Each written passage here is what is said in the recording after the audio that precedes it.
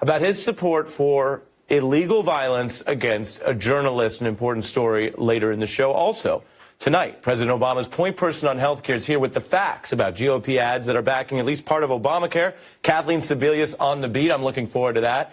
And later, a definitive breakdown on midterm ads with Rob Reiner and the comedian Joe Mandy. But we begin with breaking news on election interference. News breaking today, federal prosecutors are indicting a Russian national for interfering in this election, the one in 18 days. Now, if that sounds like a new and significant development, it is. And here's why, very simply. First, this is the first criminal charges for election interference in 2018. You're hearing that right, what you're seeing on your screen, this is happening. Second, the defendant, a Russian named Alana Kushanova, has links to Putin and was posing as an American to try to trick voters here in our country. Third, this ongoing effort doesn't just repeat 2016 tactics with those attacks on American politicians. It also includes attacks on the very probe into those 2016 tactics with public criticism designed to trick Americans into having trust issues, you might say, with Bob Mueller. We'll get into that in a moment. The new charges come from Maine Justice, the DOJ, not the special counsel. And the charges are of sowing division and discord in the U.S. political system, creating and amplifying divisive social media and political content, and trying to elect or defeat particular candidates. That part echoes what we've seen before. And I want to be clear as we unpack all of this. There are no indications in this new filing that this particular effort has links to American collusion or Trump, to be certain. But having said that, I want you to look and note how this strategy that has been uncovered today plays so clearly off Donald Trump's rhetoric, because the feds are charging that this effort was trying to hype up scandals of Robert Mueller, telling Americans he's a puppet of the establishment who's damaging to the country with, quote, proven connections to the U.S. Democratic Party. Mueller, of course, is a Republican who rose in Republican administrations before a stint in the Obama administration. Now, this Russian effort, a blatant remix of Donald Trump's material. Mr. Mueller has a lot of conflicts also, directly yourself, so you know that. Mr. Mueller is highly conflicted. I can say that the people that have been hired are all Hillary Clinton supporters. Some of them worked for Hillary Clinton. I mean, the whole thing is ridiculous. I call it the rigged witch hunt. I think that really hurts our country, and it really hurts our relationship with Russia. So that is big, the DOJ moving forward on these 2018 election charges.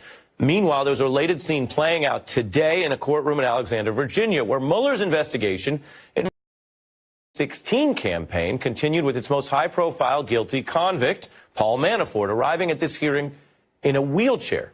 That's the first time we've seen that. Reporters noted he was wearing only a left shoe, that he looked visibly grayer. He was in his green prison jumpsuit with the words Alexandria inmate on the back. And the judge was dismissing those 10 deadlocked counts from his first trial, setting a new sentence date for February 8th, which means that Bob Mueller has plenty more time to talk to Manafort. He is cooperating pursuant to his guilty plea.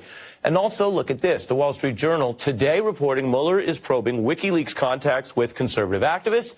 Meanwhile, former Trump fixer Michael Cohen, who's been talking to Mueller, had this to say about the stakes of the upcoming election.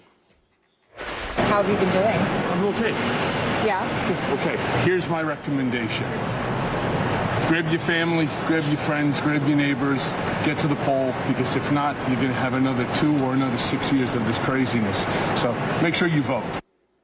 Make sure you vote. 2 to 6 years of crazy. Let's break it down. Congressman Ted Lieu from the Judiciary Committee is here on set with me. NBC News analyst Howard Feynman, who's been covering this story and has some new reporting about Roger Stone, and the Daily Beast's Betsy Woodruff, who, as always, is all over the Russia probe. My thanks to all of you for being here. Congressman Lieu, Americans watching would be permitted for wondering, what did I just hear? Right. Why does this keep happening? What does it mean when you look up on the news going into the midterms and people are being indicted in real time, innocent until proven guilty, but indicted for new meddling?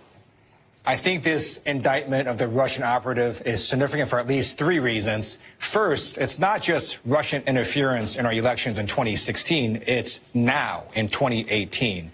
Second, this was not a small operation. Based on public reporting, we're talking about at least $35 million, and this is one of many operations that the Kremlin engages in.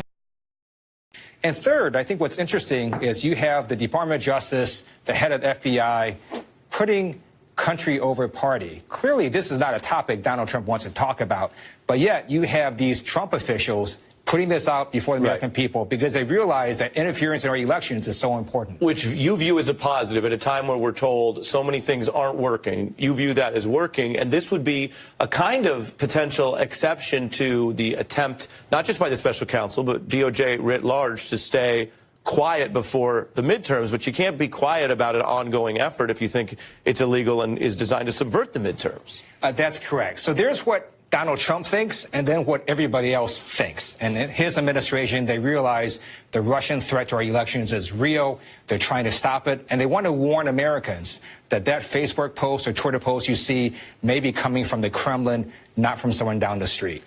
Betsy Woodruff, how do you view this in the context of the wider reporting you do on the Russia probe? As always, we can talk about the caveats. Nothing here about collusion and nothing here that ballparks the scale of this.